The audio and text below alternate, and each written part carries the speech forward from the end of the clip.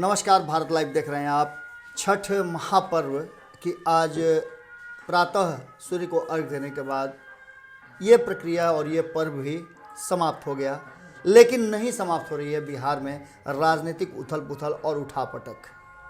इतना उठापटक और उथल पुथल मचा हुआ है कि जिसको लेकर के सरकार और नीतीश कुमार बड़ा ही मुश्किल में लग रहे हैं। हालांकि सामने से प्रकट नहीं करने दे रहे हैं, लेकिन जो स्थितियां हैं और जिस तरह से लगातार नीतीश कुमार पर आरोप प्रत्यारोप का दौर शुरू हो गया है, उनके मंत्रालय को लेकर के जो बातें आ रही हैं वो आप सभी ने देखा। किस तरह से नीतीश मंत्रिमंडल में नीतीश कुमार के करप्शन के खिलाफ एक सुशासन बाबू की छवि के बावजूद जिस तरह से करप्शन के चार्जेस आरोपी को मंत्रालय दिया गया और मंत्रालय देने के बाद बहुत सारी बातें सामने आई।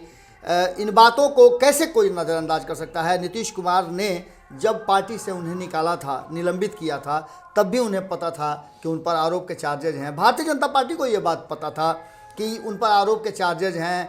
भारतीय जनता पार्टी के अध्यक्ष जेपी नड्डा कहते हैं कि हमें नहीं पता था, तो शायद ये वो बातों को गोल कर रहे हैं, क्योंकि ऐसा हो ही नहीं सकता है। ये तो सारी बातें आपके हलफनामे में लिखी होती हैं और किसी को मंत्रालय दे देना और इतनी गैर जिम्मेदारी वाली बात बड़ा आश्चर्यजनक है। अगर इस तरह से सरकार चलाई जा रही हो और इस तरह से चीज़ों को नज़रअंदाज किया जा रहा हो तो निश्चित रूप से ये चिंता का कारण है और सरकार अपनी जवाबदेही से कहीं ना कहीं मुकर रही है। विपक्ष इसी बातों को लेकर के आरोप लगा रहा है और आरोप प्रत्यारोप के दौर में अभी कई ऐसे मंत्री हैं जिन पर कई चार्जेस लगे हुए हैं, उन पर भी लगातार हमले हो रहे हैं। जो नीतीश मंत्रिमंडल है इस बार बहुत आकार उसका छोटा है, हमने आपको पहले बताया, लेकिन इस छोटे आकार में इतने बड़े बड़े कांड हो रहे हैं कि जिन कांड को लेकर के निश्चित रूप से विपक्ष तो हमलावर है ही। सत्ता में बैठे लोग और जो लोग मंत्रिमंडल के इंतजार में थे, जिनकी छवि साफ सुथरी थी, लंबे समय से वो मंत्रालय का कार्य देख रहे थे, वो सारे लोग भी अब परेशानी में नजर आ रहे हैं।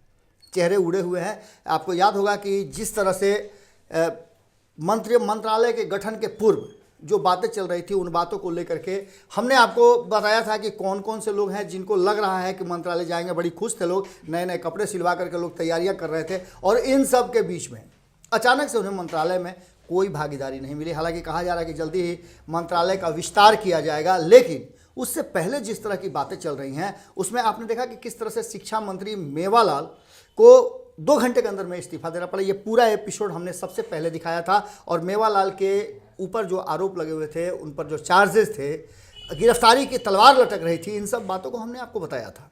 उसके बाद सरकार और विपक्ष दोनों में तेज़ी आई और दोनों ने सोचना शुरू किया, इस पर बातें शुरू हो गई, चर्चा शुरू हो गई और जैसे ही हमने खबर दिखाया उसके बाद से पूरा सब कुछ आपके सामने है कि उसका परिणाम क्या हुआ। अब एक और खबर आपके सामने है कि लगातार विपक्ष जो है वो कई और मंत्री हैं जिन पर आरोप लगा रहा है कि उन्हें मंत्रालय से निकाला जाए, बर्खास्त किया जाए। आपको बता दें कि कहीं ना कहीं अब तो नीतीश कुमार पर भी, क्योंकि वो इस मंत्रिमंडल के मुखिया हैं, बिहार के मुखिया हैं, उन पर भी कहा जा रहा है, दबाव बनाया जा रहा है कि इस तरह की नाकामी और गलतियों के लिए कोई क्षमा नहीं है। उन्हें अपने मंत्रालय से और मंत्रिमंडल से इस्तीफा दे देना चाहिए और पुनः एक नया आदेश लेना चाहिए।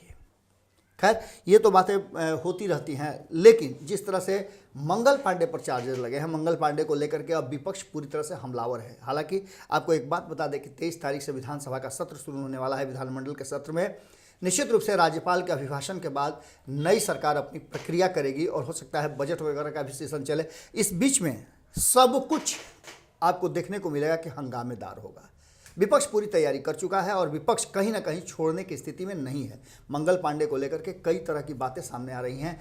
आरजेडी और कांग्रेस तो पूरी तरह से हमलावर थी ही, अब ऊपर से सीपीआई, सीपीआईएमएल और सीपीएम भी हमलावर हो गया है। सीपीआईएमएल के राज्य सचिव कुणाल ने तो सीधे तौर पे मंगल पांडे को मंत्रिमंडल से जितना जल्दी उतना जल्दी बर्खास्त करने की मांग की है, नहीं तो राज्यव्यापी आंदोलन छेड़े जाएंगे। और जिस तरह से कोरोना काल में और अस्पतालों की स्थिति को लेकर के लोग मर रहे हैं, उसको लेकर के उन्होंने ज़बरदस्त सवाल उठाए हैं और उन्होंने कहा है कि अगर मंगल पांडे को नीतीश कुमार नहीं अपने मंत्रिमंडल से हटाते हैं तो उन्हें चैन से बैठने नहीं देंगे।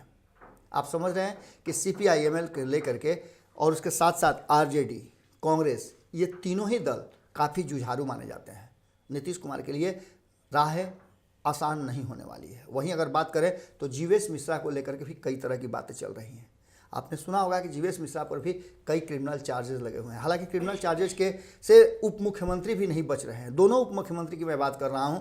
दोनों उप मुख्यमंत्री से जुड़ा हुआ जो बातें सामने आ रही है, जो हलफनामे उन्होंने दाखिल किए हैं, उसका भी अब चर्चा शुरू हो चुका है। तात्पर्य यह है कि जितने ज़्यादा मंत्री नहीं है उससे ज़्यादा उन पर आरोप है।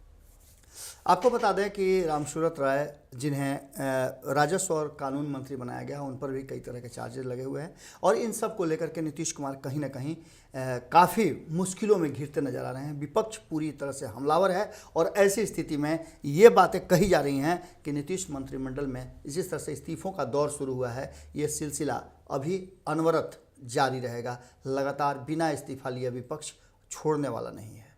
अब विपक्ष के साथ साथ जनता भी जागरूक हो गई है और जनता नहीं चाहती है कि ऐसे भ्रष्टाचारी लोग किसी भी तरह के पद पर रहें। अब देखने वाली बात होगी कि 23 तारीख को जो विधानमंडल का सत्र शुरू होने वाला है, उसको किस तरह से विपक्ष हमला करता है और सरकार में बैठे लोग कैसे विपक्ष को शांत कर पाते हैं। ये मुद्दा गर्मा गया है, अब ये और गर्माएगा। कैसा लग रहा है भारत लाइव पर खबरों का सिलसिला, आप ज़रूर बताइएगा। इसके साथ ही आपका प्यार और आशीर्वाद लगातार हमें मिल रहा है। आपके सहयोग के लिए हम बहुत बहुत आभारी हैं। लगातार आप हमें सहयोग कर रहे हैं। छोटी से छोटी रकम भी अगर आप हमें दे रहे हैं तो उसके लिए हम आपके आभारी हैं, क्योंकि सच को जिंदा रखने के लिए आपका सहयोग बहुत ज़रूरी है।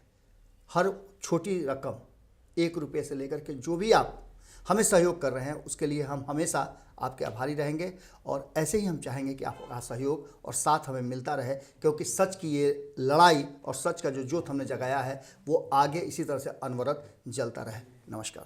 अगर ये वीडियो पसंद आई और वह बिहार के राजनीति और बिहारियत से सरोकार रखेनी तो सब्सक्राइब बटन दबा के चैनल के सब्सक्राइब कर ली। ओजे एगो घंटी बा, ओकरा बटन दबा देला से कुल सटीक और मारक खबर रुआ मुफ्त में मिल जाई।